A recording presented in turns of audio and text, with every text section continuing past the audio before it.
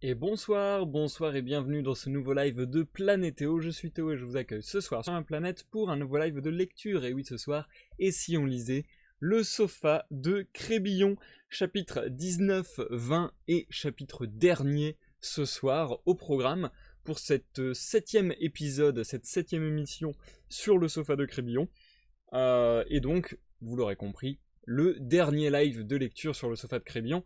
Mais pas seulement, c'est également le dernier live de l'année 2019 pour Planétéo. Voilà, j'arrête les lives aujourd'hui même, ce vendredi 13 décembre pour cette année. Et ensuite, il n'y aura plus de live jusqu'à début janvier, soit première, soit deuxième semaine, je sais pas encore. Mais j'ai préféré faire ça parce que souvent, je prends une pause en été, une pause en hiver sur les lives, comme ça me permet de me reposer un petit peu parce que voilà, je fais pas que ça, comme activité. Donc voilà, déjà ça me permet un petit peu de souffler, de changer d'air, de voir un peu d'autres choses. Et aussi tout simplement parce que ça va être chaud pour moi d'être disponible et d'être régulier avec toutes les fêtes de fin d'année que vous avez également de toute manière. Et en plus, dans ma famille, il y a plein d'anniversaires, dont le mien qui est passé récemment, mais que je vais fêter en famille bientôt. Donc du coup, voilà, tout cela fait que je ne serai pas très dispo en fin d'année. Donc j'ai préféré dire que aujourd'hui était la date de fin de saison 2019 pour la chaîne Planétéo. Vous aurez des rediffusions sur YouTube jusqu'au 15, si je dis pas de bêtises. Et ensuite, pareil, pas de nouvelles vidéos sur la chaîne YouTube avant janvier. Du coup, voilà, on en a terminé avec cette expérience de faire un live quotidiennement pendant 13 jours. J'en ai déjà parlé un petit peu des bienfaits et des, entre guillemets, méfaits, enfin je dirais plutôt inconvénients que je voyais à cela lors du dernier live de lecture, je crois. Donc je vais pas forcément refaire étalage de tout ça parce que grosso modo le bilan est le même, mais je suis bien content d'avoir réussi. Yes, j'ai dit 13 jours, 13 lives, je m'y suis tenu, j'ai fait 13 lives. En vrai, ça a été assez agréable, ça a été même plutôt bien agréable. Il y a que quelques fois, une fois de temps en temps, une journée où j'étais un peu moins chaud et où je me disais ah ouais, faut que je me motive à live tout à l'heure quand même. Et d'ailleurs, ce qui était le plus chiant, c'était surtout de mettre les rediffusions, parce que autant le live, voilà, il va y avoir l'interaction avec le chat, il va y avoir de la parlotte, de l'animation, et puis même ce qu'on fait est intéressant, quoi. Il y a de la création, il y a de la créativité, ou il y a du jeu, voilà. C'est ludique, alors que mettre les rediffusions en ligne sur YouTube, c'est vraiment magistralement ennuyeux. Donc j'avoue que faire ça tous les jours, c'était beaucoup moins marrant pour le coup. Mais voilà, ça m'a permis de voir que je pouvais tenter plein de choses. On a fait notamment du Oxenfree, on a fait du Twitch Things. Donc voilà, on a varié un petit peu les lives. Ça a l'air de vous avoir plu. Moi perso, ça m'a conforté dans l'idée que je pouvais vraiment faire ce que je veux en live, entre guillemets, en fait. Et du coup, je pense que j'ouvrirai peut-être davantage les vannes, si je puis dire, en 2020 et que je ferai peut-être des lives un peu plus variés, je l'espère. Comme je l'ai déjà dit la dernière fois, je me fais cette promesse entre guillemets qu'en 2020, il faut que j'ai fait un concert, que ce soit IRL ou que ce soit en live, un mini concert acoustique, guitare, chant. Il faut que je fasse un concert. Si je fais pas ça en 2020, je vais bouillir sur moi-même, je vais m'énerver très fort. Donc voilà, il faut que j'arrive à faire ça, ça serait vraiment cool. En plus, le live Twitch Thing a l'air de vous avoir beaucoup plu. Et du coup, je pense qu'on en refera vraisemblablement aussi en duo avec Mirani dès l'an prochain. En fait, on a fait tellement de choses cette année, l'air de rien. Parce que c'est vrai que j'ai l'impression de ne pas faire grand chose. Et au final, on a fait tellement de lectures différentes, je serais incapable de toutes les citer. Mais on a fait vraiment beaucoup de lectures différentes. On a fait même des nouvelles expériences de lecture puisqu'on a de plus en plus ouvert aux nouvelles, aux poésies, etc. J'ai même lu l'œuvre d'un d'entre vous, Damien Allemand. Donc voilà, c'est vraiment cool d'avoir ouvert tout ça. Après en live gaming, voilà, j'ai commencé à faire les live gaming de manière récurrente avec Alice Retour au Pays de la Folie, avec Sea of Thieves récemment. Donc ouais, pareil, ça c'est très cool. Les lives de découverte de l'univers de League of Legends, on arrive bientôt à la cinquantaine d'épisodes. Enfin, en vrai, c'est assez fou. Je reviens pas de tout ce qu'on a pu faire cette année, l'air de rien.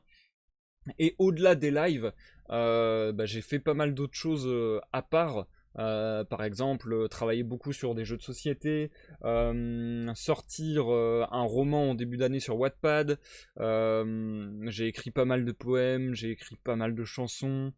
J'ai fait quoi encore? J'ai commencé à publier sur Instagram La Mère des voleurs, une histoire scénarisée, roleplay sur le jeu Sea of Thieves, voilà, qui explique l'histoire de nos personnages à moi et mon équipage.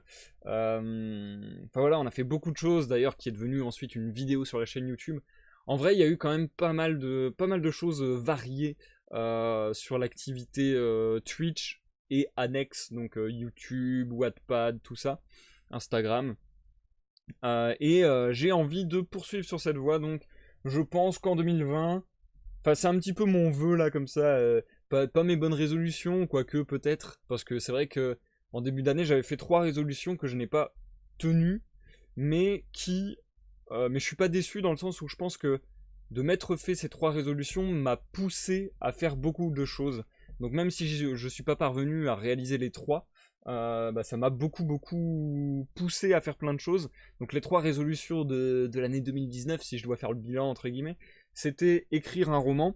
Au final, il n'est pas si long que ça, mais moi je considère que c'est un roman, ce que j'ai publié sur Wattpad, donc je considère que cet objectif est réussi. Ensuite, je voulais publier mon premier jeu de société, mais c'est beaucoup plus long, bien sûr, qu'une année de travail, surtout quand on est seul, etc., que c'est notre première expérience dans le milieu, tout ça. Mais l'air de rien, j'ai beaucoup avancé. On a fait des lives d'illustration aussi cette année. Donc voilà, l'air de rien, j'ai beaucoup avancé là-dessus. Et je pense que si je m'étais pas fait cette résolution, entre guillemets, j'aurais pas autant avancé. Et enfin, la dernière chose, c'était de publier mon premier album. Ça, pareil, j'ai pas pu tout faire, mais j'ai composé beaucoup de chansons. J'en ai publié pour le moment sur YouTube seulement 3, je crois, et une démo. J'en ai une 4e qui est bientôt prête et qui devrait sortir, je pense, assez rapidement en 2020. Et même plus sur sur la composition et sur le work in progress entre guillemets. J'ai beaucoup de choses sur le feu. J'ai des projets solo, j'ai des projets à plusieurs. Si vous prenez mon portable, il doit y avoir, je crois qu'il y a 60 la dernière fois, ouais, je crois que c'était ça. Je crois qu'il y a 60 post-it audio de entre 40 secondes et 3 minutes, où soit je suis en train de une mélodie, soit je suis en train de jouer la guitare, soit je suis en train de jouer la basse, soit je suis en train de jouer de la batterie. Mais enfin voilà, il y a 60 enregistrements audio que j'ai de côté, qui sont des brouillons de riffs que je pourrais mettre dans une musique, de paroles, etc. Des bloc-notes sur mon ordinateur, pareil, j'en ai 40, une quarantaine je crois. Donc une quarantaine de bloc-notes avec des débuts de paroles, voire des chansons complètes parfois. Donc en vrai, j'ai pas mal carburé. Quand on fait le bilan global, c'est vrai que j'ai quand même pas mal carburé et que je suis assez content, assez satisfait de ce que j'ai pu réaliser cette année. Et bah, j'espère avoir l'énergie, et c'est un peu ce que je veux faire aussi là en faisant une pause, etc. pour bien attaquer 2020. J'espère en 2020 vous revenir avec ce même programme de mardi, vendredi 21h live de lecture, mercredi 13h-16h live sur Sea of Thieves, dimanche 21h live de découverte sur l'univers de League of Legends. Et peut-être des lives supplémentaires une fois de temps en temps, comme on a pu faire ces 2 dernières semaines. Certainement la 3e partie d'Oxenfree par exemple. Certainement à nouveau des lives de Twitch Things. Certainement, je l'espère, des lives de concerts acoustiques au cours de l'année. J'en ai souvent rêvé, je vous en ai souvent parlé. Et il faut que j'y retravaille davantage pour essayer de finalement le concrétiser. Et puis peut-être plein d'autres lives en vrai. J'ai encore plein d'idées, c'est ça qui est terrible aussi, c'est que j'ai des tonnes d'idées de live, des tonnes d'idées de tas de projets anyway. Après c'est pas toujours facile de les mettre en place, mais j'ai envie de plus en plus de foncer et de voir ce que ça peut donner. Donc ouais, j'ai l'impression que je suis plutôt dans un bon mood de ce côté-là, et j'ai l'impression que en 2020, je vais casser la baraque. Enfin en tout cas j'espère faire beaucoup de choses. Beaucoup de choses avec vous en live, beaucoup de choses aussi à vous proposer hors live. J'espère voilà, être à fond les ballons. Et ouais, ça a été une grave bonne année, et j'espère que l'année 2020 sera sur la même lancée et comment dire, même meilleure que 2019, parce que du coup 2019 ça a été un peu l'année charnière où je me relançais quoi. Donc j'espère que 2020, je vais avoir un peu pris l'expérience de 2019 et puis encore plus carburé, quoi. Donc ouais, en 2020, pour le coup, en 2020, j'aimerais beaucoup, beaucoup avoir fini mon album solo. Je sais pas si j'y parviendrai, encore une fois, je fais tout seul, tous les instruments, le mixage sonore, etc., etc., les paroles, etc., bref. Donc voilà, c'est pas évident, c'est pas un objectif facile, mais j'aimerais vraiment y parvenir. Et tout un tas d'idées que j'ai en tête, faire le deuxième épisode de La Mer des voleurs. Enfin, il y a plein de choses qui se cuisinent, qui se mijotent dans le fond de ma tête ou sur des papiers de ci de là.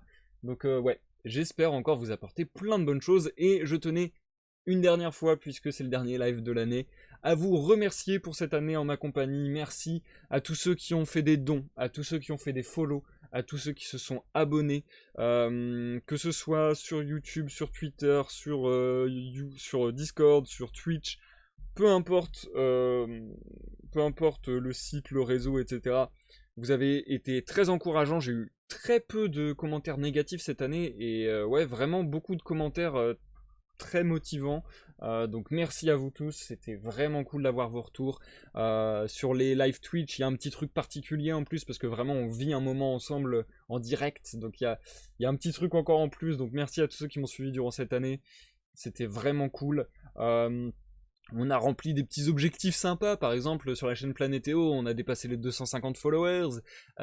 Sur la chaîne YouTube cette fois-ci, on arrive bientôt aux 900 abonnés, je pense qu'on y arrive avant la fin de l'année. On a dépassé les 100 000 vues globales sur la chaîne. On a une vidéo qui a dépassé les 10 000 vues à elle toute seule. Enfin, plein de petits trucs comme ça qui semblent être pas grand-chose et qui pourtant sont énormissimes.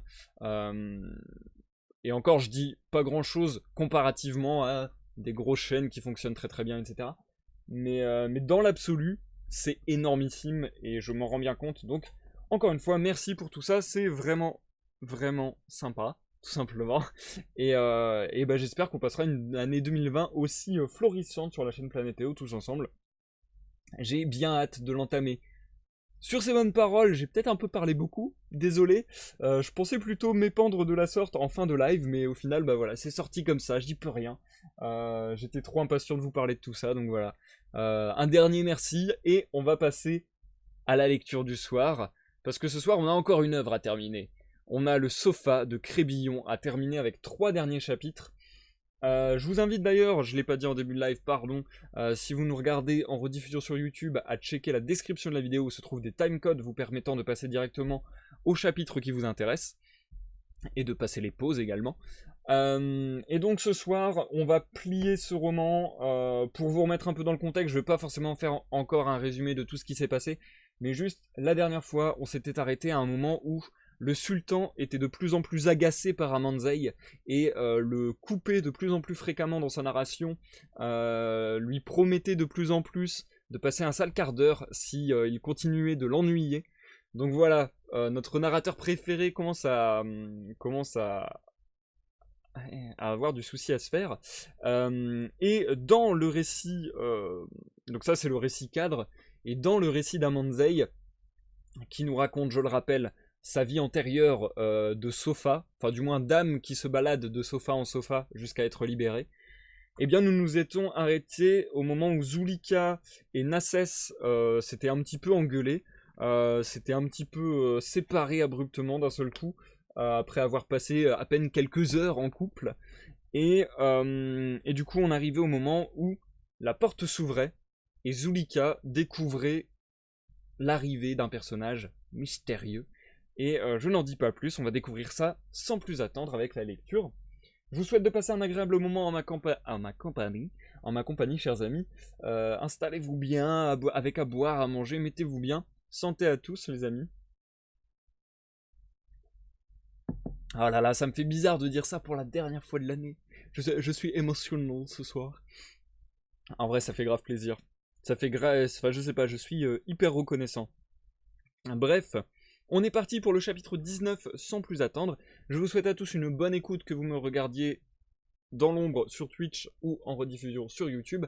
Et je vous dis à tout à l'heure pour la pause. Chapitre 19. Ah, tant mieux. Après ce qui s'était passé entre Zulika et Mazulim, elle devait peu s'attendre à le revoir. C'était cependant lui qui entrait. Elle recula de surprise en le voyant, et les pleurs succédant à son étonnement, elle se laissa tomber sur moi. Il feignit de ne pas remarquer l'état où sa présence la mettait, et s'avançant vers elle d'un air libre. « Je viens, reine, lui dit-il, vous demander pardon. Un enchaînement d'affaires accablantes, affreuses, désespérantes, m'a empêché de me rendre à vos ordres. » Quoi? Vous pleurez? Ah, Nassès, cela n'est pas bien, vous avez abusé de ma facilité. Pardon. Ah, Nassès, cela n'est pas bien, vous avez abusé de ma facilité, de mon amitié, de ma confiance. Attendez, je suis désolé, je ne sais pas dire si c'est Zulika ou Mazulim. J'ai l'impression que c'est Mazulim. Je reprends. Quoi? Vous pleurez? Ah, Nassès, cela n'est pas bien. Vous avez abusé de ma facilité, de mon amitié, de ma confiance.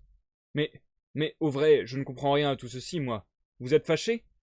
C'est que j'en suis furieux, désolé. Je ne m'en consolerai jamais. Ceci fait une aventure unique, étonnante, du premier art. Enfin, ne peut-on pas savoir ce que c'est que tout cela? Dites donc, vous autres, vous ne parlez point? Ah, je vois ce que c'est, j'en suis la cause innocente. Vous me croyez infidèle, oui, vous le croyez. Que vous connaissez peu mon cœur. Je reviens à vous 1000 fois, je dis 1000 fois plus tendre, plus épris, plus enchanté que jamais. Plus Mazulim feignait de tendresse, plus Zulika, déconcertée, abattue, s'obstinait au silence. Nassès, qui jouissait malignement de sa confusion, craignait, s'il répondait à Mazulim, qu'elle ne profitât de ce temps-là pour se remettre, et attendait impatiemment qu'elle répondît elle-même. Ce fut en vain. Ils restèrent quelque temps tous trois dans le silence. « De grâce, éclaircissez-moi ce mystère, dit enfin Mazulim à Nassès. Est-ce de vous ou de moi que madame a à se plaindre? Ne m'aime-t-elle plus? Vous aime-t-elle? Point du tout, répartit Nassès. C'est moi, puisqu'il faut vous le dire, que l'infidèle juge à propos de ne plus aimer. Nous sommes brouillés. Ah, perfide, dit Mazulim, après les serments que vous m'aviez faits de m'être toujours fidèle. Quelle horreur! Ce n'est qu'avec une peine extrême que je suis parvenu à consoler madame de votre perte, répondit Nassès. C'est une justice que je lui dois, et pour faire mon devoir jusques au bout, je vais quelque chose qu'il m'en coûte vous laisser essayer si vous pourrez avec plus de facilité la consoler de la mienne. Adieu, madame, poursuivit-il en s'adressant à Zulika. Mon bonheur n'a pas duré longtemps, mais je connais trop la bonté de votre cœur pour ne pas espérer qu'un jour vous me rendrez ce que votre prévention me fait perdre aujourd'hui. En cas qu'il vous plaise de vous souvenir de moi, soyez sûr que je serai toujours à vos ordres. Lorsque Nassès fut parti, Zulika se leva brusquement, et sans regarder Mazulim, voulut sortir aussi. Non, madame, lui dit-il d'un air respectueux. Je ne puis me déterminer à vous quitter sans m'être justifié. Il se pourrait aussi que vous eussiez quelques petites excuses à me faire, et de quelque façon que ce soit, il me paraît indécent que nous nous séparions sans nous être expliqués. Garderez-vous toujours le silence? Ne vous souvient-il plus que vous m'aviez promis une constance éternelle? Ah, monsieur, répondit-elle en pleurant, n'ajoutez pas à vos autres indignités celle de me parler encore d'un amour que vous n'avez jamais ressenti. Eh bien, répliqua-t-il, voilà les femmes. On manque malgré soi, on en gémit, on sèche, on languit de douleur, et lorsqu'on n'a mérité que d'être plein, que l'on revient, plein des plus tendres transports, se jeter aux pieds de ce qu'on aime, on se trouve abhorré. Après tout, vous seriez moins injuste si vous étiez moins délicate. Avec les âmes sensibles, on n'a jamais de petits torts. Je vous remercie de votre colère, pourtant, sans elle, j'aurais peut-être ignoré toute ma vie combien vous m'aimez, et je vous en aurais moi-même aimé moins. Mais dites-moi donc, ajouta-t-il en s'approchant d'elle familièrement, êtes-vous réellement bien fâché? Zulika ne répondit à cette question qu'en le regardant avec le dernier mépris. C'est qu'au fond, continua-t-il, il me serait bien aisé de me justifier. Mais oui, ajouta-t-il en lui voyant hausser les épaules, très aisé, je ne dis rien de trop. Car voyons, quels sont mes torts avec vous? En vérité, s'écria-t-elle, j'admire votre impudence. Me faire venir ici, ne vous y pas rendre. Tout mauvais, tout impertinent, tout méprisable même, qu'est ce procédé, vous êtes fait pour l'avoir. Il ne m'a point étonné. Mais y joindre la dernière perfidie, m'envoyer ici un inconnu que vous instruisez de ma faiblesse, quand vous devriez la cacher à toute la terre. Oui, la cacher, interrompit-il. Ce serait un beau mystère et fort utile au reste que celui-là. Pensez-vous qu'une affaire entre personnes comme nous puisse s'ignorer? Mais je suppose que, contre votre expérience même, vous vous fussiez assez aveuglé pour croire qu'on ne vous nommerait pas en quoi, permettez-moi de vous le demander, vous ai-je exposé? Notre secret n'est-il pas mieux entre les mains d'un homme d'un certain rang qu'entre celles d'un esclave? Avais-je même alors, pour vous l'envoyer, celui qui a auprès de moi le détail de ces sortes de choses, et n'est-il pas ici à nous attendre? Le temps me pressait. J'ai choisi, pour vous instruire de ce qui m'arrivait, celui de mes amis à qui je sais le plus de mœurs. Nassès, enfin, qui, outre des mœurs, a de l'esprit, est l'homme du monde qui assurément mérite le plus d'être vu avec plaisir, et à qui, j'ose le dire, on doit le plus d'estime et de considération. Au reste, je prendrai la liberté de vous dire que je ne vois pas bien pourquoi, après les remerciements que vous l'avez si généreusement mis à portée de vous faire, vous vous plaignez de ce que je voulais envoyer. Entre nous, cet article pourrait mériter éclaircissement. Vous ne me le donnerez pourtant qu'en cas qu'il vous plaise de le faire, car, soit dit sans vous fâcher, je ne suis ni aussi curieux ni aussi incommode que vous. Que d'impertinence et de fatuité! S'écria Zulika. Doucement, s'il vous plaît, madame, sur les exclamations de ce genre, dit vivement Mazulim. Tel que vous me voyez, il y a 1000 choses sur lesquelles je pourrais me récrier aussi, et je vous demande en grâce de ne pas m'obliger à prendre ma revanche. Si vous voulez bien me faire l'honneur de m'en croire, nous nous parlerons amicalement. Peut-être y gagnerez-vous autant que moi. Voyons un peu. La présence de Nassès vous a fâché d'abord, je n'en doute pas, et ce dont je doute aussi peu, c'est que pour vous mettre à l'aise avec lui, vous l'avez accablé de toutes les faveurs que vous aviez la bonté de me destiner. Quand cela serait, répondit fièrement Zulika. J'entends, interrompit-il, cela est. Eh bien, oui, reprit-elle courageusement. Oui, je l'ai aimé. N'abusons pas ici des mots, répliqua-t-il. Vous ne l'avez point aimé, mais cela est revenu au même. Convenez, puisqu'à présent vous le connaissez un peu, que c'est un homme d'un rare mérite. Ce que j'en sais, répartit-elle froidement, c'est que s'il est fat, insolent et sans égard, il a du moins de quoi se le faire pardonner, et que, tel qui ose prendre les mêmes tons, aurait plus d'une raison pour être modeste. Toute détournée qu'est cette épigramme, reprit-il, je sens à merveille qu'elle s'adresse à moi, et je veux bien, sans que cela tire à conséquence, vous donner la petite consolation de me l'entendre avouer. Je pousserai même les égards beaucoup plus loin, et ne me permettrai pas une justification dont peut-être la politesse serait blessée. Que vous tenez de misérables propos, s'écria-t-elle en le regardant d'un air de pitié, et que le ton railleur et léger convient mal à une espèce comme vous. Vous aurez beau faire, madame, répondit-il, je ne m'écarterai ni du respect que je vous dois, ni du plan sur lequel j'ai résolu de vous entretenir. Je ne serai pas fâché de vous offrir en ma personne un modèle de modération. Peut-être qu'en ne me voyant point me démentir, vous serez tenté de m'imiter. Vous l'exercerez donc tout seul, cette modération si vantée, répartit-elle en se levant. Car je vais. Non, s'il vous plaît, madame, dit-il en la retenant. Vous ne me quitterez point. Ce n'est pas ainsi que des gens comme nous doivent finir. Pour votre honneur, pour le mien, nous devons mutuellement nous prêter à un éclaircissement et éviter un éclat qui serait beaucoup plus à craindre pour vous que pour moi. En un mot, Zulika, vous m'écouterez. Soit que Zulika sentît le tort que cette aventure pouvait lui faire si elle se répandait, et qu'elle crut, toute réflexion faite, ne devoir rien oublier pour engager Mazulim au silence, soit que trop méprisable pour être longtemps fâchée qu'on la méprisât, sa colère commençât à se calmer, elle se rejeta sur le sofa, mais sans regarder Mazulim, qui, peu touché de cette marque de dépit, reprit ainsi son discours. Vous convenez que vous avez pris Nassès. Un autre vous dirait que communément une femme ne s'engage dans une nouvelle affaire que quand celle qu'elle avait est entièrement rompue. Et là-dessus, il vous accablerait de tout le mépris qu'en apparence semble mériter cette conduite. Pour moi, qui ai assez l'usage du monde pour sentir comment cela s'est fait, loin de vous en avoir mauvais gré, je vous en aime davantage. Ce n'était cependant pas l'effet que je voulais produire sur votre cœur, répondit-elle. Vous n'en pouvez rien savoir, répliqua-t-il. Dans le trouble où vous étiez, était-il possible que vous démêlassiez les motifs qui vous faisaient agir? Vous me croyez inconstant, on vous pressait de vous venger. Si vous m'aviez moins aimé, vous ne l'auriez pas fait, et Nassès aurait tenté vainement de vous mener aussi loin qu'il l'a fait. Il n'appartient, croyez-moi, qu'à la passion la plus vive d'inspirer ces mouvements qui ne laissent pas aux réflexions le temps ou la liberté d'agir. Je ne saurais assez m'étonner que Nassès ait été assez peu délicat pour vouloir profiter du moment où vous vous trouviez, ou assez aveuglé pour ne pas voir que, même entre ses bras, vous étiez tout à un autre, et que sans votre amour pour moi, vous ne l'auriez jamais rendu heureux. Oh non, répondit-elle, il m'a plu, et je vous ai fait assurément une infidélité dans toutes les règles. Vanité toute pure de votre part, répliqua-t-il. N'allez pas croire cela, rien n'est moins vrai. Comment donc, dit-elle, rien n'est moins vrai. Je trouve assez singulier que vous vouliez savoir mieux que moi ce qui en est. Je le sais pourtant si bien que je pourrais vous dire... Pardon. Je le sais pourtant si bien que je pourrais vous dire mot à mot comment il s'y est pris pour vous séduire, répondit-il.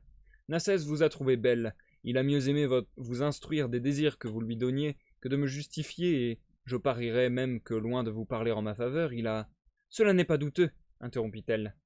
Ne vous dis-je pas, continua-t-il. Quel misérable triomphe a-t-il remporté là, et qu'il est peu flatteur.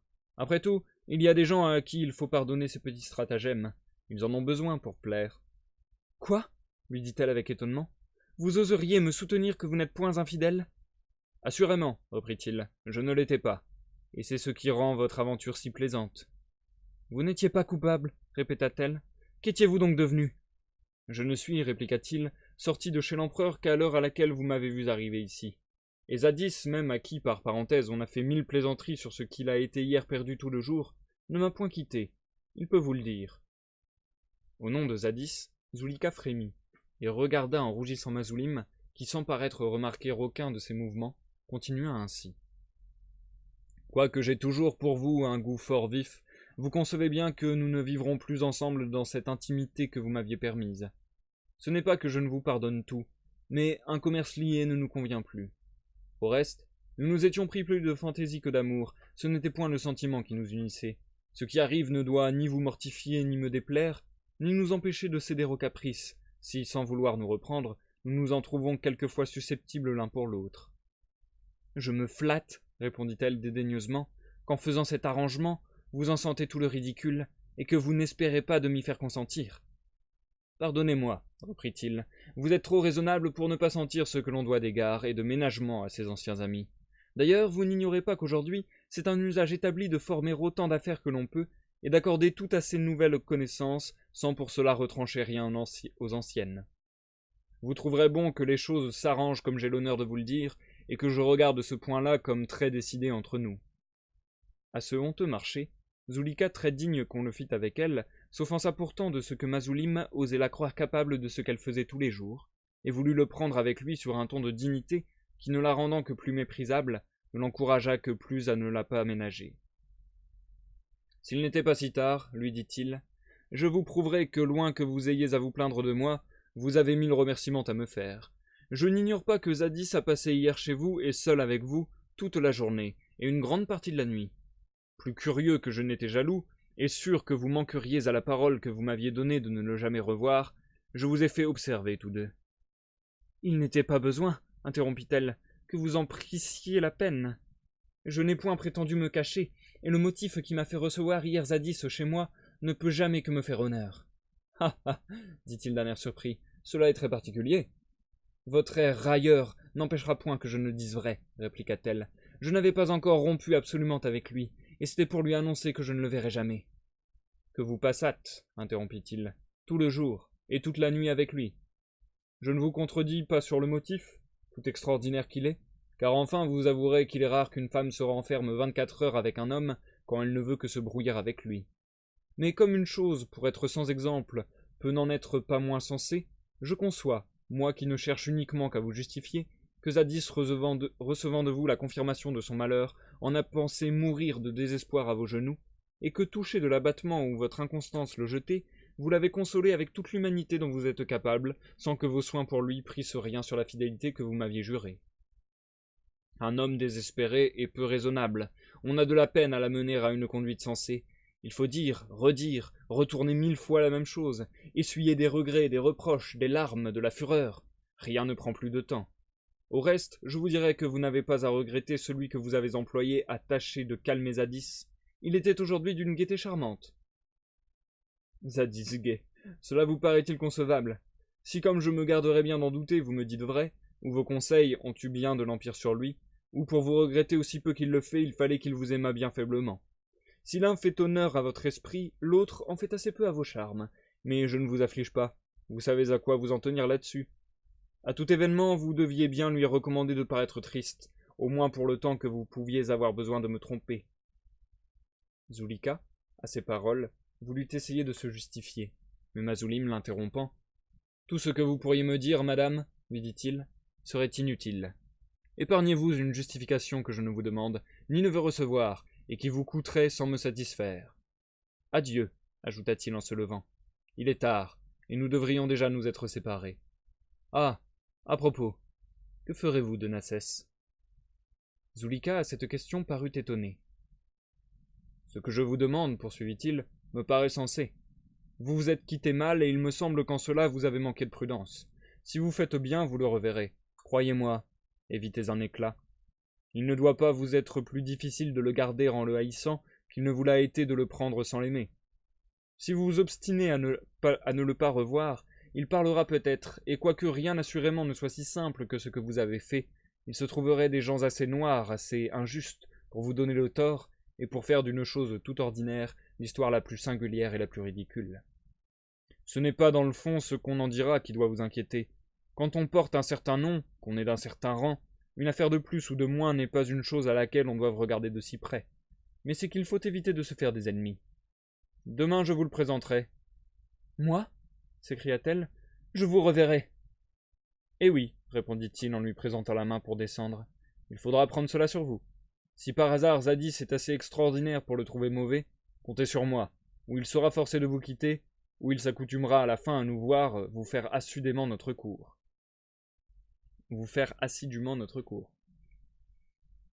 En achevant ces paroles, il lui offrit encore la main, et voyant qu'elle s'obstinait à la refuser, « Quelle misère !» lui dit-il en la lui prenant malgré elle. « Vous faites l'enfant à un point qui n'est pas supportable. » Alors ils sortirent. « Ils sortirent !» s'écria le sultan. « Ah, le grand mot! C'est à mon gré le meilleur de votre histoire. Et ne revinrent-ils pas ?»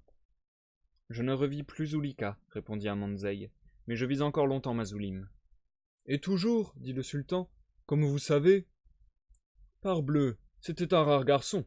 Quelle femme eut-il après Zulika? Beaucoup qui ne valaient pas mieux qu'elle, et quelques-unes qui ne méritaient pas de l'avoir, et dont le destin me faisait pitié. Mais à propos, demanda Shabam à la sultane, n'avez-vous pas trouvé que Mazulim traite bien mal cette Zulika? Je la trouve si méprisable, répliqua la sultane, que je voudrais, s'il était possible, qu'il eût encore plus puni. Il m'a semblé, à moi, repartit le sultan, qu'elle était trop douce avec lui. Cela n'est pas dans la nature.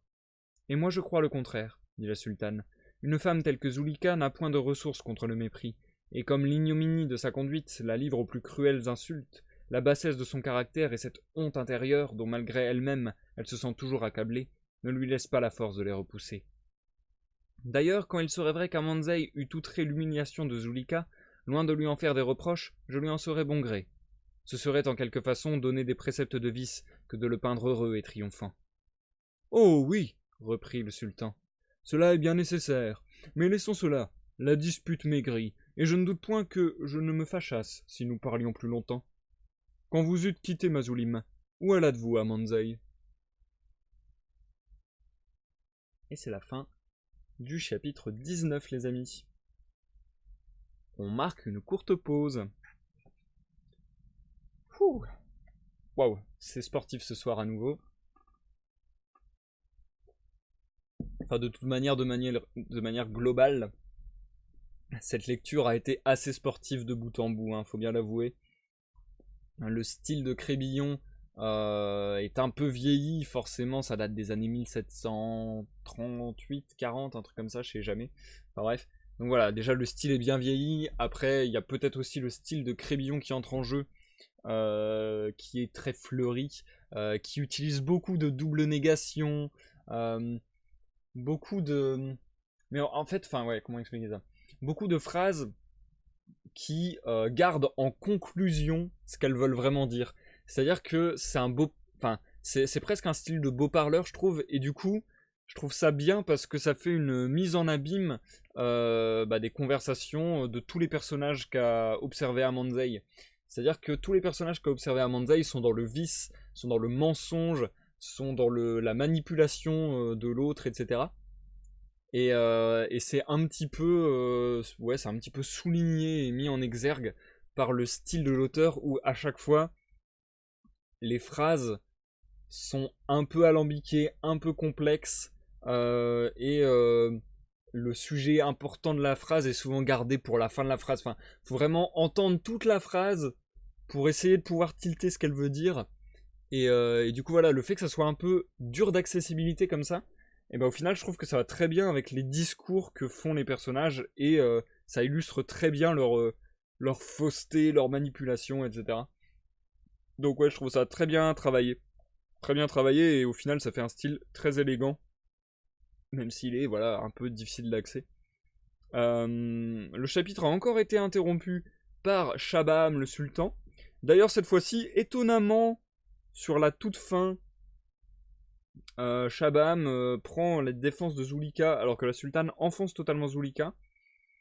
Là, moi, pour le coup, je dirais que c'est ni Zulika ni Mazulim qui a raison, entre guillemets, quoi. Les deux sont un peu fautifs, et les deux devraient un peu s'en prendre plein la gueule, entre guillemets, si on parle de vengeance, quoi, et de justice, entre guillemets. Mais ouais, étonnamment, je trouve que là, l'avis du sultan et de la sultane est pas si tranché et manichéen que d'habitude, entre guillemets. Enfin, c'est plus dur de prendre le parti de l'un ou de l'autre, quoi. Enfin, je sais pas, que d'habitude. D'habitude, j'étais plutôt toujours côté sultan, quasiment. Là, un peu plus compliqué. Et du coup, bah voilà, très cool de voir que Zulikana cesse, ça s'est rompu, que Mazulim revient, et que là, il y a une... Enfin, ouais, il y a une énonciation des vérités, quoi. Alors après, Mazulim, qu'il ait été sincère avec Zulika à 100%, j'en doute quand même, parce que là il est sincère, enfin, là, il semble sincère, et il semble être en mode ah ah, je t'ai bien eu, tu vois, je savais que tu me trompais, et ainsi de suite. Donc forcément, Zulika, elle est dans la tourmente, hein. Mais Mazulim aussi, depuis le début, utilise également des stratagèmes pas très corrects, on va dire. Donc bon, les deux personnages, je trouve, ne méritent pas forcément d'avoir une relation de ce type. Enfin, en tout cas, pas entre eux, quoi. Enfin bref. En tout cas, leur relation est dysfonctionnelle dans les deux sens. C'est un peu ça le truc. Le chapitre 20, avec lequel on va poursuivre, fait que 7 pages. Et je crois que le dernier, pareil, il fait assez peu de pages. Donc je crois que les deux chapitres qui clôt... Oula. Qui clôt, C-L-O-E-N-T. Je pense que ce serait comme ça. Donc ouais, les deux derniers chapitres. Ah tiens, c'est marrant, j'ai pas mis le titre de live comme d'habitude. Bon, tant pis. Mais bref, les deux chapitres de live qui terminent l'œuvre sont un chouïa plus courts. Mais là, je pense qu'on va arriver vraiment sur la conclusion de toute manière. Donc, j'attends de voir est-ce que... Enfin oui, de toute manière, l'âme d'Amanzai a été libérée du sofa, puisque là, il est humain. Mais j'attends de voir comment ça s'est passé, comment il a été libéré de son sofa. Et aussi, j'attends de voir comment Shabam, le sultan, va peut-être mettre fin au conte d'Amanzai, ou au contraire, est-ce qu'il va y avoir une nouvelle fin un petit peu atypique qu'on n'attendrait pas, je sais pas. Je m'en rappelle plus assez de l'œuvre pour me souvenir de cela, donc je suis assez impatient de redécouvrir cela en votre compagnie. Et d'ailleurs, je pense qu'on va reprendre la lecture sans plus attendre, parce que j'ai beaucoup parlé dans l'intro, et il y a peu de lecture, relativement peu de lecture ce soir, donc je vais essayer de me relancer assez vite. Encore une fois, je vais essayer de pas bafouiller, mais ouais, je suis désolé, je sais pas. Cette lecture est vraiment très compliquée. Et le truc le plus perturbant, c'est ce que je vous dis à chaque fois, c'est le fait qu'il y ait ni guillemets, ni tiré pour annoncer un nouveau personnage qui parle, ni retour à la ligne. Donc c'est vraiment un gros bloc, un gros paragraphe, et dans le paragraphe, il y a autant de la narration qu'un personnage qui parle, puis l'autre, et ça s'enchaîne, et c'est très difficile pour moi de saisir instantanément quel personnage parle, ou si c'est de la narration, etc. Donc voilà, j'essaie de faire au mieux. Et on va pouvoir partir pour le chapitre 20. Je vous souhaite à tous une bonne écoute sur Twitch, ou bonne écoute en rediffusion sur YouTube. Et à tout à l'heure pour la dernière pause de ce soir. Chapitre 20. Amusement de l'âme. Quelque plaisir que je trouvasse dans la petite maison de Mazulim, l'intérêt de mon âme me força de m'en arracher, et persuadé que ce ne serait pas là que je trouverais ma délivrance, j'allais chercher quelque maison où je fusse, s'il était possible, plus heureux que dans toutes celles que j'avais déjà habitées. Après plusieurs courses qui n'offrirent à mes yeux que des choses que j'avais déjà vues, ou des faits peu dignes d'être racontés à votre majesté, j'entrai dans un vaste palais qui appartenait à un des plus grands seigneurs d'Agra. J'y errai quelque temps, enfin je fixai ma demeure dans un cabinet orné, avec une extrême magnificence et beaucoup de goût, quoique l'un semble toujours exclure l'autre. Tout y respirait la volupté, les ornements, les meubles, l'odeur des parfums exquis qu'on y brûlait sans cesse, tout la retraçait aux yeux, tout la portait dans l'âme. Ce cabinet, enfin, aurait pu passer pour le temple de la mollesse, pour le vrai séjour des plaisirs. Un instant après que je m'y fus placé, je vis entrer la divinité à qui j'allais appartenir. C'était la fille de l'homme rat chez qui j'étais. La jeunesse, les grâces, la beauté, ce je ne sais quoi qui seul les fait valoir, et qui, plus puissant, plus marqué qu'elle-même, ne peut cependant jamais être défini, tout ce qu'il y a de charme et d'agrément composait sa figure. Mon âme ne put la voir sans émotion, elle éprouva à son aspect mille sensations délicieuses que je ne croyais pas à son usage. Destiné à porter quelquefois une si belle personne, non seulement je cessai de me tourmenter sur mon sort, mais même je commençais à craindre d'être obligé de commencer une nouvelle vie. « Ah, Brahma, me disais-je, quelle est donc la félicité que tu prépares à ceux qui t'ont bien servi, puisque tu permets que les âmes que ton juste courroux a réprouvées jouissent de la vue de tant d'attraits.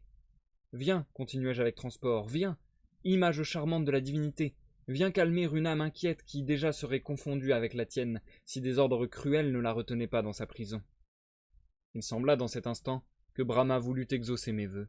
Le soleil était alors à son plus haut point, il faisait une chaleur excessive. Zéinis se prépara bientôt à jouir des douceurs du sommeil, et tirant elle-même les rideaux, ne laissa dans le cabinet que ce demi-jour si favorable au sommeil et au plaisir, qui ne dérobe rien au regard, et ajoute à leur volupté, qui rend enfin la pudeur moins timide, et lui laisse accorder plus à l'amour. Une simple tunique de gaze, et presque toute ouverte, fut bientôt le seul habillement de Zéinis. Elle se jeta sur moi nonchalamment. Dieu! Avec quel transport je la reçus! Brahma, en fixant mon âme dans des sofas, lui avait donné la liberté de s'y placer où elle le voudrait, qu'avec plaisir en cet instant, j'en fis usage. Je choisis avec soin l'endroit d'où je pouvais le mieux observer les charmes de Zéinis, et je me mis à les contempler avec l'ardeur de l'amant le plus tendre, et l'admiration que l'homme le plus indifférent n'aurait pu leur refuser. Ciel, que de beauté s'offrirent à mes regards! Le sommeil, enfin, vint fermer ses yeux, qui m'inspiraient tant d'amour. Je m'occupais alors à détailler tous les charmes qu'il me restait encore à examiner, et à revenir sur ceux que j'avais déjà parcourus. Quoique Zéinis dormît assez tranquillement, elle se retourna quelquefois, et chaque mouvement qu'elle faisait, dérangeant sa tunique, offrait à mes avides regards de nouvelles beautés. Tant d'appas achevèrent de troubler mon âme. Accablé sous le nombre et la violence de ses désirs, toutes ses facultés demeurèrent quelque temps suspendues. C'était en vain que je voulais former une idée. Je sentais seulement que j'aimais, et sans prévoir ou craindre les suites d'une aussi funeste passion, je m'y abandonnai tout entier. « Objet délicieux !» m'écriai-je enfin. « Non, tu ne peux pas être une mortelle. Tant de charmes ne sont pas leur partage. Au-dessus même des êtres aériens, il n'en est point que tu n'effaces. Ah, daigne recevoir les hommages d'une âme qui t'adore. Garde-toi de lui préférer quelque ville mortelle.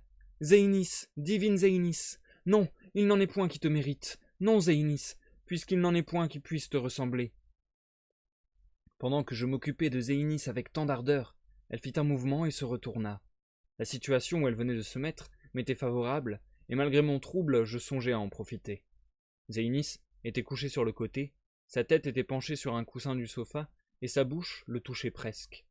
Je pouvais, malgré la rigueur de Brahma, accorder quelque chose à la violence de mes désirs. Mon âme alla se placer sur le coussin, et si près de la bouche de Zéinis qu'elle parvint enfin à s'y coller tout entière. Il y a sans doute pour l'âme des délices que le terme de plaisir n'exprime pas, pour qui même celui de volupté n'est pas encore assez fort. Cette ivresse douce et impétueuse, où mon âme se plongea, qui en occupa si délicieusement toutes les facultés, cette ivresse ne saurait se peindre. Sans doute, notre âme, embarrassée de ses organes, obligée de mesurer ses transports sur leur faiblesse, ne peut, quand elle se trouve emprisonnée dans un corps, s'y livrer avec autant de force que lorsqu'elle en est dépouillée. Nous la sentons même quelquefois dans un vif mouvement de plaisir, qui, voulant forcer les barrières que le corps lui oppose, se répand dans toute sa prison, y porte le trouble et le feu qui la dévore, cherchant vainement une issue et, accablée des efforts qu'elle a faits, tombe dans une langueur qui, pendant quelque temps, semble l'avoir anéantie. Telle est, à ce que je crois du moins, la cause de l'épuisement où nous jette l'excès de la volupté. Tel est notre sort, que notre âme, toujours inquiète au milieu des plus grands plaisirs, est réduite à en désirer plus encore qu'elle n'en trouve. La mienne, collée sur la bouche de Zéinis, abîmée dans sa félicité, chercha à s'en procurer une encore plus grande. Elle essaya, mais vainement, à se glisser tout entière dans Zéinis. Retenue dans sa prison par les ordres cruels de Brahma, tous ses efforts ne purent l'en délivrer. Ses élans redoublaient, son ardeur, la fureur de ses désirs, échauffèrent apparemment celle de Zéinis. Mon âme ne s'aperçut pas plutôt de l'impression qu'elle faisait sur la sienne, qu'elle redoubla ses efforts. Elle errait avec plus de vivacité sur les lèvres de Zéinis, s'élançait avec plus de rapidité, s'y attachait avec plus de feu. Le désordre qui commençait à s'emparer de celle de Zéinis augmenta le trouble et les plaisirs de la mienne. Zéinis soupira, je soupirai. Sa bouche forma quelques paroles mal articulées, une aimable rougeur vint colorer son visage. Le songe le plus flatteur vint enfin égarer ses sens. De doux mouvements succédèrent au calme dans lequel elle était plongée. « Oui, tu m'aimes » s'écria-t-elle tendrement. Quelques mots interrompus par les plus tendres soupirs suivirent cela. « Doutes-tu, continua-t-elle, que tu ne sois aimé ?» Moins libre encore que Zéinis, je l'entendais avec transport et n'avais plus la force de lui répondre. Bientôt, son âme aussi confondue que la mienne s'abandonna tout au feu dont elle était dévorée, un doux frémissement. Ciel, que Zéinis devint belle! Mes plaisirs et les siens se dissipèrent par son réveil. Il ne lui resta plus de la douce illusion qui avait occupé ses sens qu'une tendre langueur à laquelle elle se livra avec une volupté qui la rendait bien digne des plaisirs dont elle venait de jouir. Ses regards, où l'amour même régnait, étaient encore chargés du feu qui coulait dans ses veines.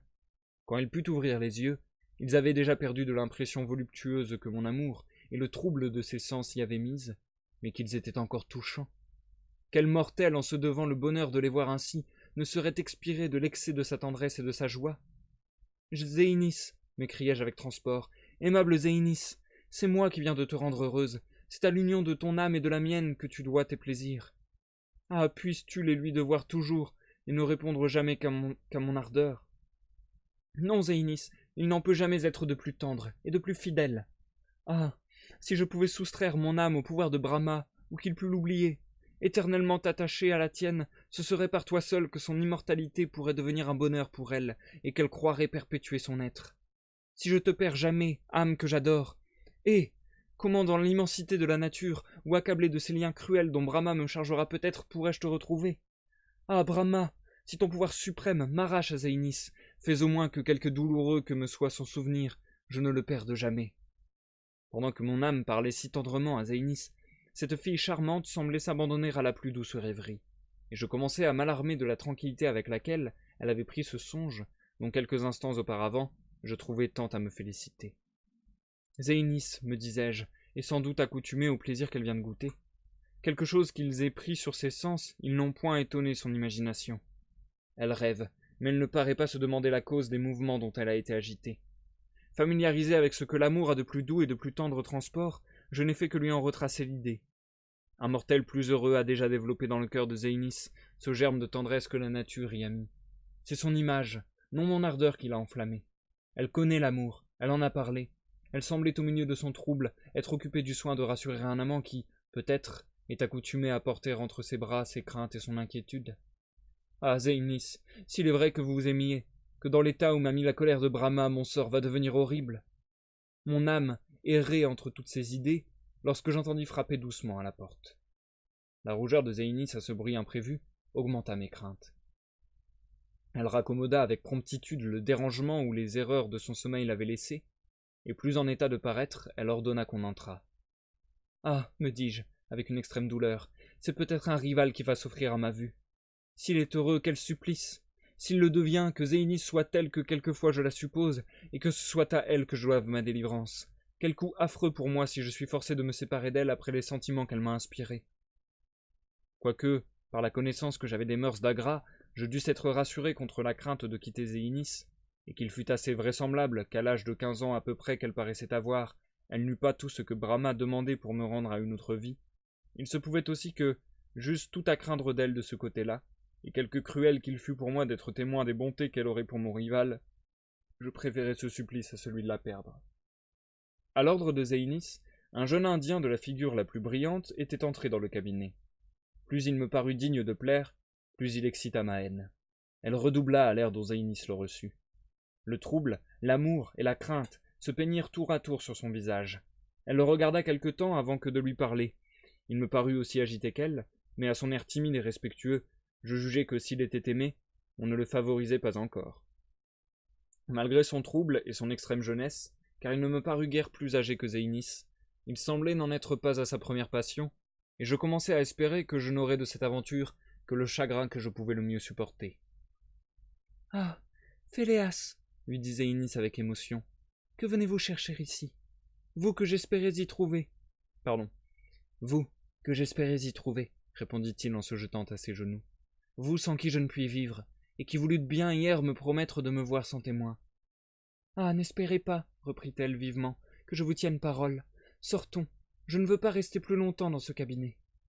Zéinis, répliqua-t-il, m'enviez-vous le bonheur de rester seul un moment avec vous, et se peut-il que vous vous repentiez sitôt de la première faveur que vous m'accordez? Mais, répondit-elle d'un air embarrassé, ne puis-je pas vous parler ailleurs qu'ici? Et si vous m'aimiez, vous obstineriez-vous à me demander une chose pour laquelle j'ai tant de répugnance?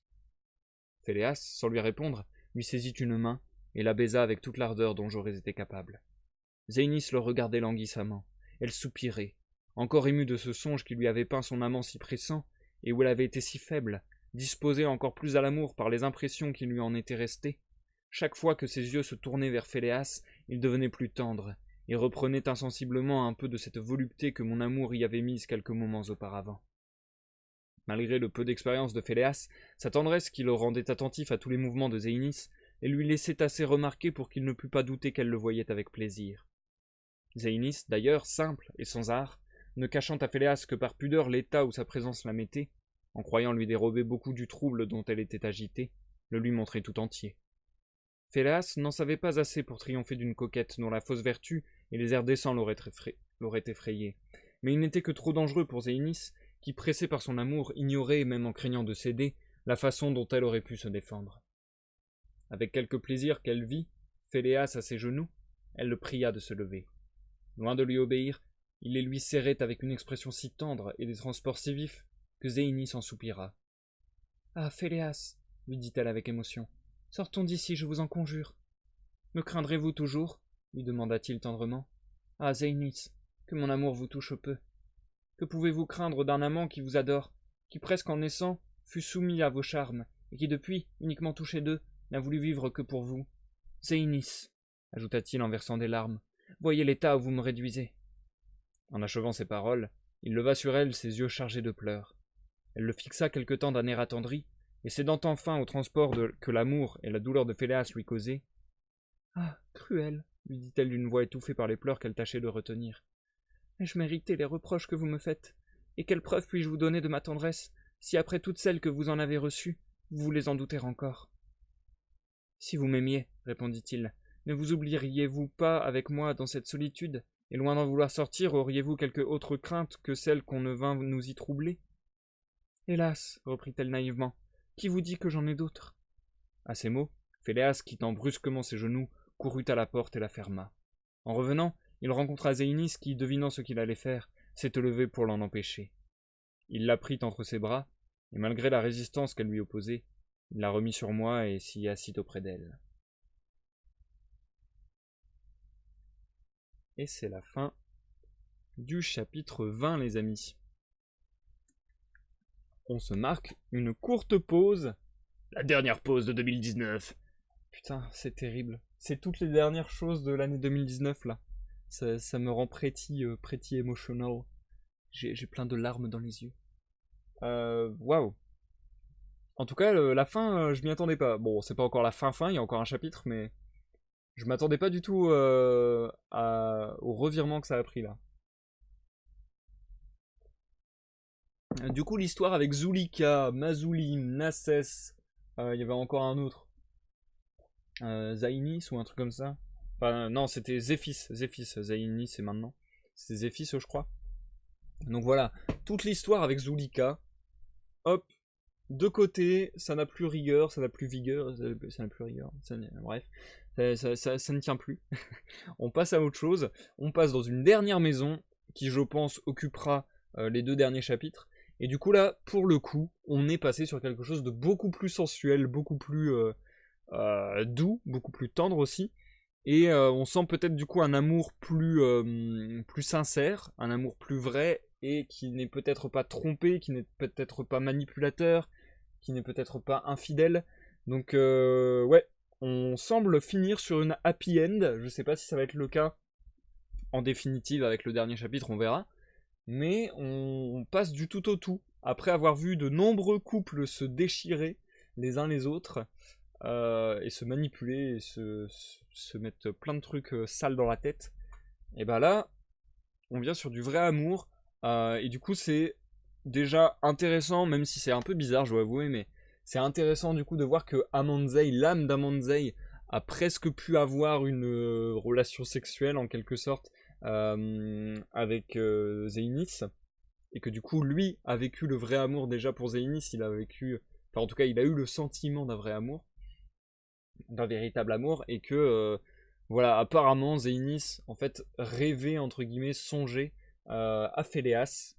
Du coup, ce qui dégoûte un petit peu Amanzei, mais en même temps c'est logique. Je veux dire, voilà, Amanzei c'est un sofa, voilà, elle va pas être amoureuse d'un sofa, elle a même pas conscience qu'il y a une âme dans le sofa. Donc voilà, bon bref, mais hyper intéressant du coup, hyper intéressant. Limite, c'est ouais, c'est une petite comment dire, c'est une petite fable rigolote de s'imaginer que peut-être, je sais pas moi, les rêves érotiques ou ce genre de choses, si on, enfin, c'est marrant de s'imaginer que ça peut être l'âme de certaines personnes qui pourra déclencher ce genre d'envie, ce genre de désir. C'est assez marrant comme idée, je trouve. Et du coup, ouais, on change vraiment du tout au tout. On est vraiment plus, comme je disais, dans le doux, dans le tendre, dans le sensuel, dans le, bah, aussi dans le plaisir sexuel, hein, l'air de rien. Voilà, on s'y trompe pas. Hein, il y a le mot jouir, etc. C'est pas pour rien. Donc ouais, on change du tout au tout, vraiment, je trouve. Et là, j'ai bien hâte du coup de voir comment va se terminer l'histoire avec Zainis Phileas et également peut-être, je sais pas, le sultan va avoir un dernier mot à dire à Amanzei. J'ai hâte de voir tout ça. Et je crois qu'on va se lancer dans la lecture sans plus attendre d'ailleurs. C'était Cora qui disait ça la dernière fois. Cora dont je suis modérateur et donc n'hésitez pas à aller checker ses lives sur Twitch.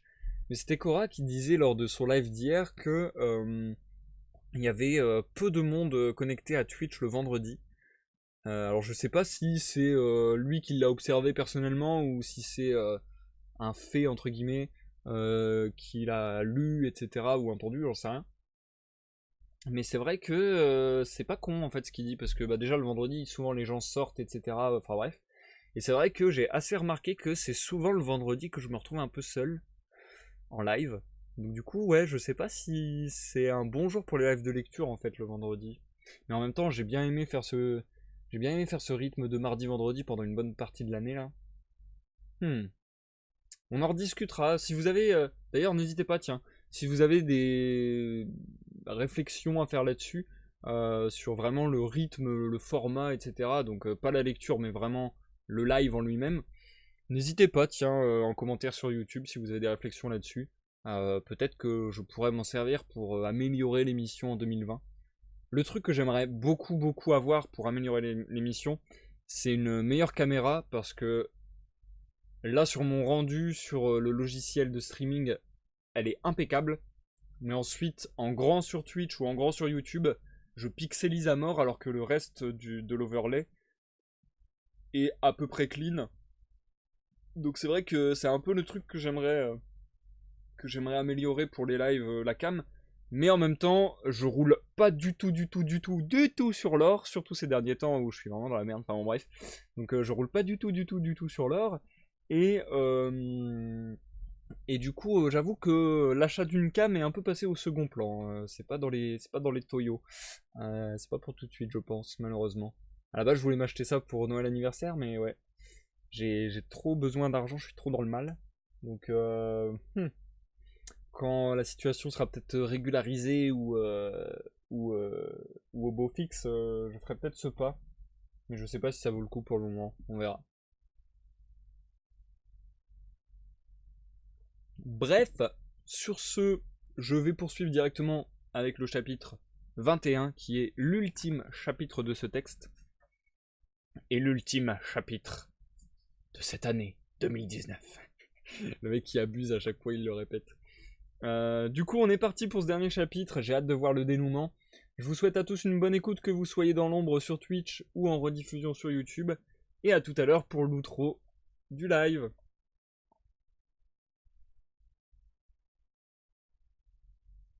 Chapitre dernier. Je ne sais si Ok, cette phrase est hyper dure à dire. Je reprends. Je reprends. Chapitre dernier. Je ne sais si Zéinis imagina que quand une porte est fermée, il est inutile de se défendre, ou si craignant moins d'être surprise, elle-même se craignit plus. Mais à peine Phéléas fut-il auprès d'elle, que rougissant moins de ce qu'il faisait que de ce qu'elle appréhendait qu'il ne voulût faire, avant même qu'il lui demandât rien, d'une voix tremblante et d'un air interdit, elle le supplia de vouloir bien ne lui rien demander. Le ton de Zéinis était plus tendre qu'imposant, et ne fâcha ni ne contint Phéléas. Couché auprès d'elle, il la serrait dans ses bras avec tant de fureur que Zéinis, en commençant à connaître combien elle devait le craindre, malgré elle, partagea ses transports. Quelque émue qu'elle fût, elle tâcha de se débarrasser des bras de Phéléas, mais c'était avec tant d'envie d'y rester que pour rendre ses efforts inutiles, il n'eut pas besoin d'en employer de bien grands. Ils se regardèrent quelque temps sans se rien dire, mais Zéinis, sentant augmenter son trouble, et craignant enfin de ne pouvoir pas en triompher, pria, mais doucement, Phéléas de vouloir bien la laisser. Ne voudrez-vous donc jamais me rendre heureux lui demanda-t-il. Ah, répondit-elle avec une étourderie que je ne lui ai pas encore pardonnée. Vous ne l'êtes que trop, et avant que vous vinssiez, vous l'avez été bien davantage. Plus ces paroles parurent obscures à Phéléas, plus il lui parut nécessaire d'apprendre de Zéinis ce qu'elle voulait dire. Il la pressa longtemps de les lui expliquer, et quelque répugnance qu'elle eût à parler davantage, il la pressait si tendrement, la regardait avec tant de passion, qu'enfin il acheva de la troubler. Mais si je vous le dis, dit-elle d'une voix tremblante, vous en abuserez. Il lui jura que non, avec des transports qui, loin de la rassurer sur ses craintes, ne devaient pas lui laisser douter qu'il ne lui manquât de paroles. Trop ému pour pouvoir former cette idée, ou trop peu expérimenté pour connaître toute la force de la confidence qu'elle allait lui faire, après s'être encore faiblement défendue contre ses empressements, elle lui avoua qu'un moment avant qu'il entrât, s'étant endormie, elle l'avait vu, mais avec des transports dont elle n'avait jamais eu l'idée. « Étais-je entre vos bras » lui demanda-t-il en la serrant dans les siens. « Oui, » répondit-elle en portant sur lui des yeux troublés. « Ah, » continua-t-il avec une extrême émotion, « vous m'aimiez plus alors que vous ne m'aimez à présent. »« Je ne pouvais pas vous aimer plus, » répliqua-t-elle, « mais il est vrai que je craignais moins de vous le dire. »« Après » lui demanda-t-il. « Ah, Phéléas » s'écria-t-elle en rougissant, « que me demandez-vous? Vous étiez plus heureux que je ne veux que vous le soyez jamais, et vous n'en étiez pas moins injuste. » Phéléas, à ces mots, ne pouvant plus contenir son ardeur, et devenu plus téméraire par la confidence que Zéinis lui avait faite, se soulevant un peu et se penchant sur elle, fit ce qu'il put pour rapprocher sa bouche de la sienne. Quelque hardie que fût cette entreprise, Zéinis peut-être ne s'en serait pas offensé, mais Phéléas, uniquement occupé de se rendre heureux, porta son audace si loin qu'elle ne crut pas devoir lui pardonner ce qu'il faisait. « Ah, Phéléas » s'écria-t-elle, « sont cela les promesses que vous m'avez faites, et craignez-vous si peu de me fâcher ?» Quelque violents que fussent les transports de Phéléas, Zéinis se défendit si sérieusement, et il vit tant de colère dans ses yeux, qu'il crut ne devoir plus s'opiniâtrer à une victoire qu'il ne pouvait remporter sans offenser ceux qu'il aimait, et qui même, par la résistance de Zéinis, devenait extrêmement douteuse pour lui. Soit respect, soit timidité.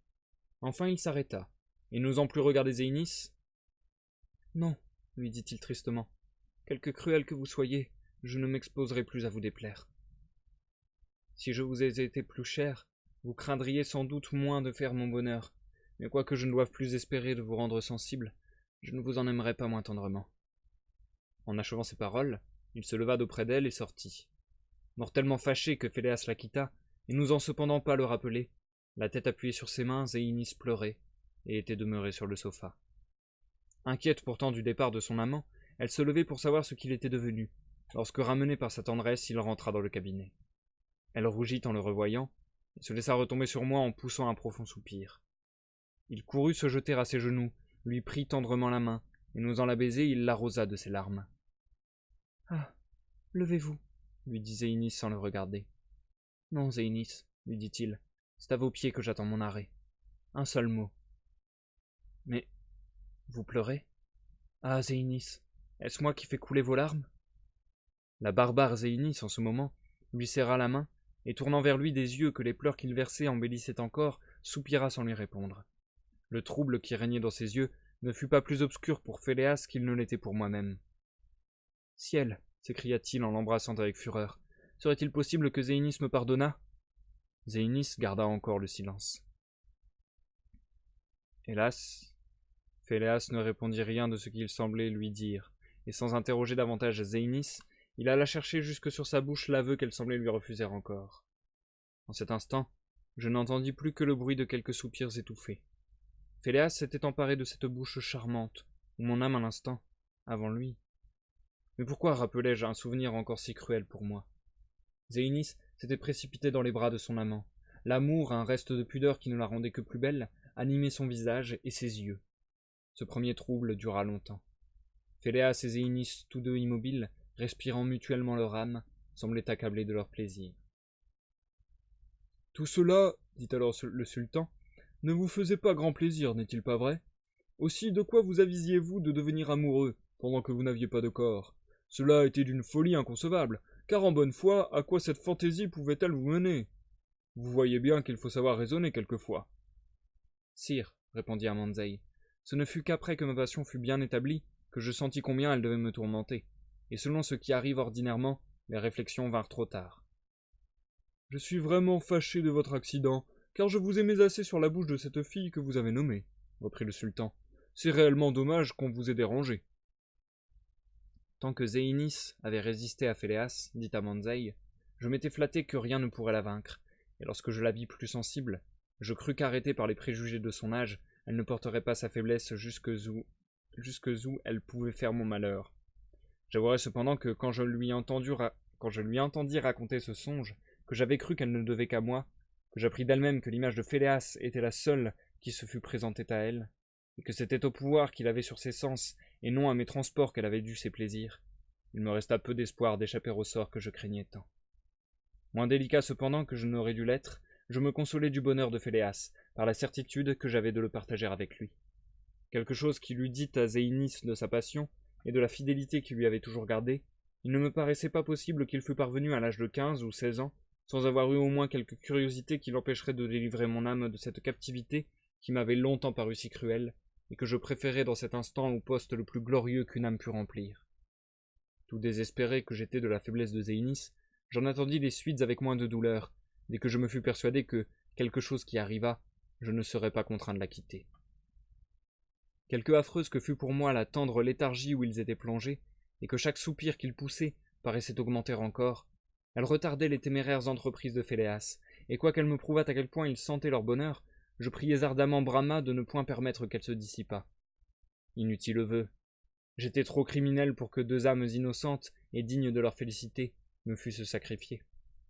Phéléas, après avoir langui quelques instants sur le sein de Zéinis, pressé par de nouveaux désirs que la faiblesse de son amante avait rendu plus ardent, la regarda avec des yeux qui exprimaient la délicieuse ivresse de son cœur.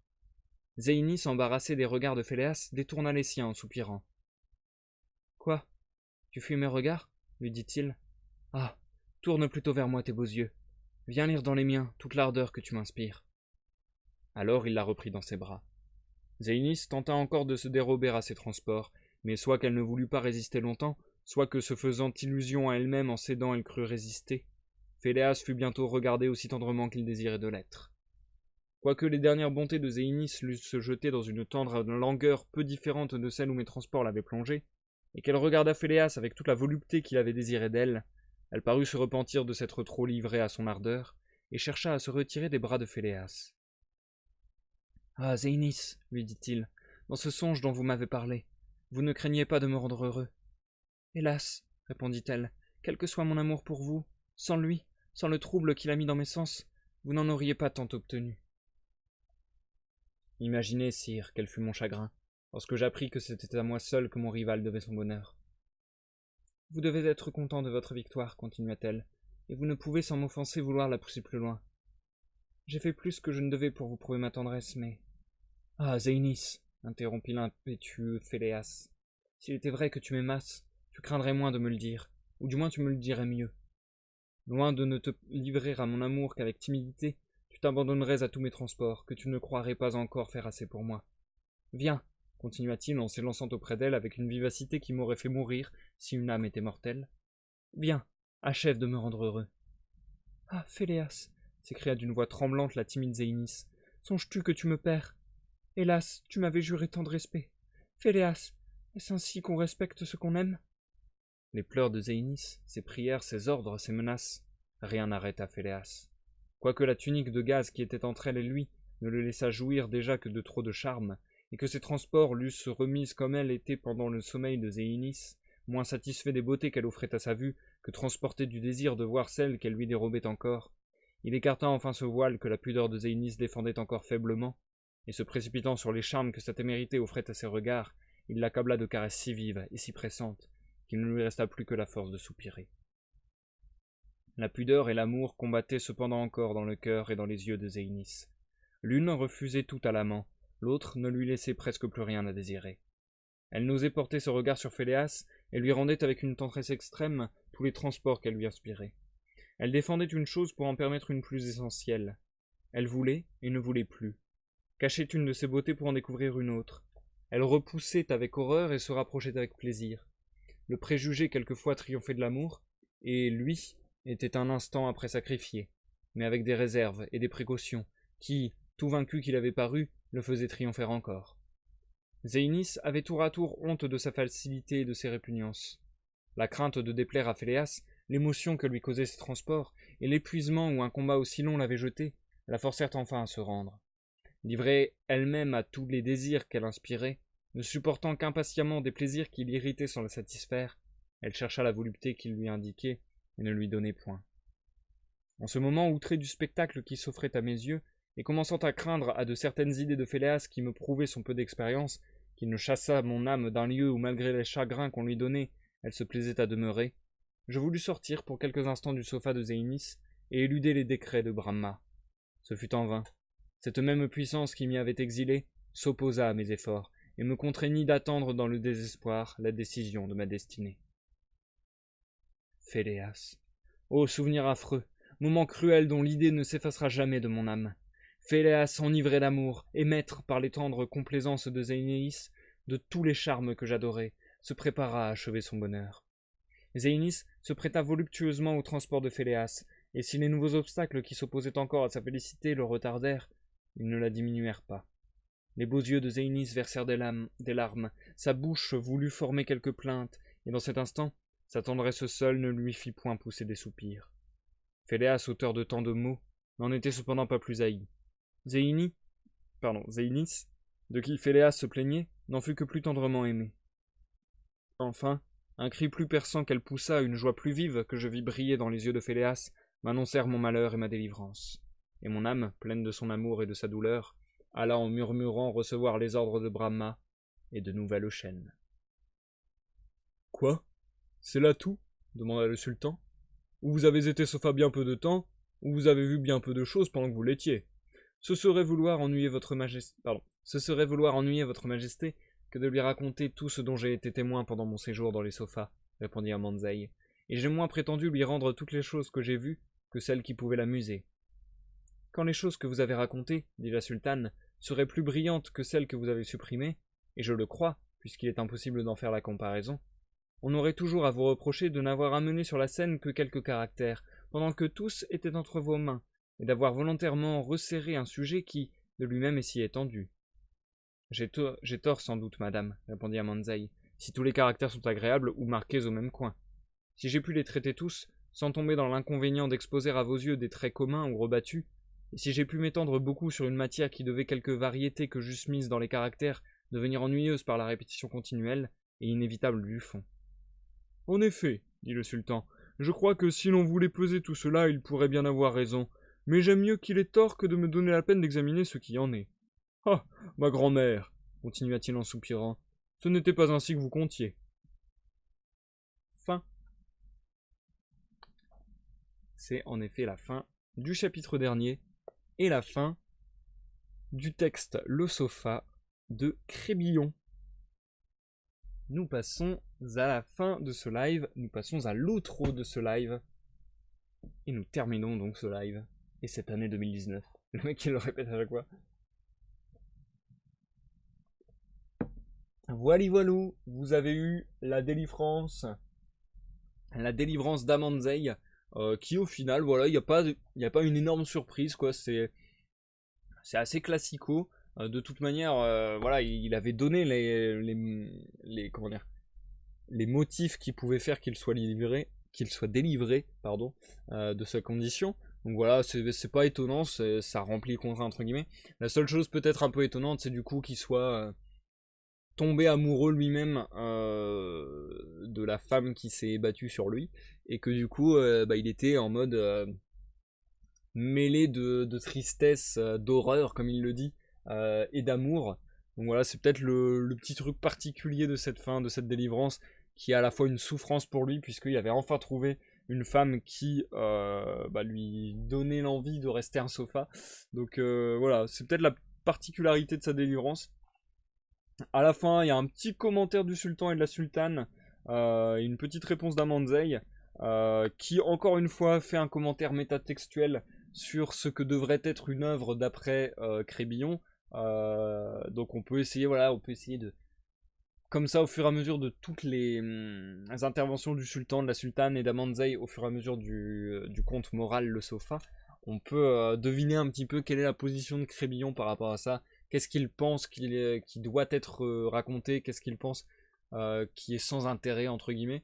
Moi, perso, voilà, j'ai plutôt pris pendant toute l'œuvre le sultan pour un espèce de gros beauf dont le narrateur se moquait cyniquement, ironiquement. Et du coup, plutôt les interventions de la sultane et d'Amanzei comme la voix de l'auteur, mais peut-être que c'est mon interprétation et que j'interprète mal, peut-être vous en avez une autre. N'hésitez pas à dialoguer là-dessus dans les commentaires, ça fait toujours plaisir de parler avec vous dans les commentaires. En tout cas, globalement, sur toute l'œuvre, je suis très content d'avoir refait cette lecture, parce que voilà, je l'avais déjà lu personnellement dans une lecture solo, il y a de cela 5 ans, un truc comme ça. Et je suis bien content de l'avoir relu en votre compagnie en live. Je suis même pas sûr d'ailleurs que je l'avais lu entièrement la première fois. Je sais plus. Ça doit être le cas, mais je me rappelle plus. Enfin bref, ça a été très cool de relire ça. Le live de ce soir aura été finalement bien court. Malheureusement, j'aime bien faire des lives assez longs pour terminer en général une œuvre. Mais bon, je peux pas rajouter des chapitres, je peux pas les sortir de mon chapeau magique. Donc on va s'arrêter là, ça clora le live de ce soir. Comme je le disais, c'était le 13e live du 13 jours, 13 live. C'était le dernier live de 2019. On se quitte pour un bon mois. On se retrouve en première ou deuxième semaine de janvier. De toute manière, je vous tiendrai au courant sur les réseaux. Je vous tiendrai aussi au courant de la programmation de l'an prochain parce que selon les décisions que je vais prendre sur quelle activité j'ai envie de mettre en lumière, enfin pas en lumière mais plutôt en quelle activité j'ai envie de prioriser sur mon travail, bah voilà, peut-être que ça va aussi faire varier les lives, etc. Je sais pas trop, donc voilà. L'année 2020 réserve en tout cas plein de surprises et je pense pouvoir m'avancer sans trop de soucis en disant qu'il y aura encore des lives de lecture, encore des lives de gaming sur Saute, donc sur Sea of Thieves, encore des lives de découverte sur l'univers de League of Legends, je pense. Peut-être de nouveaux lives, peut-être de nouvelles choses, peut-être un programme un peu changé, je sais pas trop. Je vais y réfléchir là, voilà, j'ai un peu de temps pour moi, je vais pouvoir y réfléchir. Sachant que par exemple, comme je le disais plus tôt, en 2020, j'aimerais bien focus sur la musique et réussir à publier mon album entièrement. Donc voilà, ça prend beaucoup de temps et il n'est pas exclu que peut-être ça prenne le pas sur les lives un peu plus ou que les lives soient un peu désordonnés une fois de temps en temps à cause de ça, j'en sais rien. Pareil, par exemple, pour les lives sur l'univers de League of Legends qui sont le dimanche à 21h, il n'est pas exclu qu'ils soient changés de jour ou d'horaire, puisque maintenant il y a le mode clash, donc le mode tournoi de League of Legends, qui va avoir lieu tous les samedis et tous les dimanches. Enfin, non, je crois que c'est un week-end sur deux, mais bon. Un week-end sur deux, bah du coup je serai au tournoi donc je serai pas disponible pour faire ce live, donc voilà, peut-être que je vais changer l'horaire, peut-être que je vais changer la programmation. En tout cas, je vous tiens au courant de tout cela sur Discord, sur Facebook, sur Twitter, comme d'habitude. Encore des rediffusions du coup, comme je le disais, jusqu'au 15. Et bon, je vous relancerai certainement des petits messages sur les réseaux, mais Si vous ne me suivez pas sur les réseaux, je vous le dis ici. Je vous souhaite à tous de passer d'excellentes fêtes de fin d'année, peu importe les fêtes que vous fêtez ou non, peu importe avec qui vous les passez. Essayez de profiter un max, de vous amuser un max, de passer du bon temps avec les gens que vous aimez, qui vous sont importants. Bref, je vous souhaite d'excellentes fêtes de Noël, de Nouvel An, de réveillon, de tout ce que vous voulez. Peut-être d'anniversaire pour certains, bref. Encore merci à tous pour cette année de stream. Ça a été très agréable. Ça a été vraiment... ça restera un bon souvenir, hein, cette année 2019 pour le stream. Ça a été vraiment cool. Et je vous donne rendez-vous en 2020. Je vous donne rendez-vous en 2020, soyez là. Je vous donne rendez-vous en 2020 sans manquer au rendez-vous. C'est nul ce que je dis. Je vous donne rendez-vous en 2020 à coup sûr. Je vais vous souhaiter une dernière fois une bonne soirée, une bonne nuit. Et vous dire à la prochaine pour une prochaine lecture, une prochaine partie de gaming, une prochaine découverte, ou peut-être de prochaines et nouvelles aventures. Bye bye!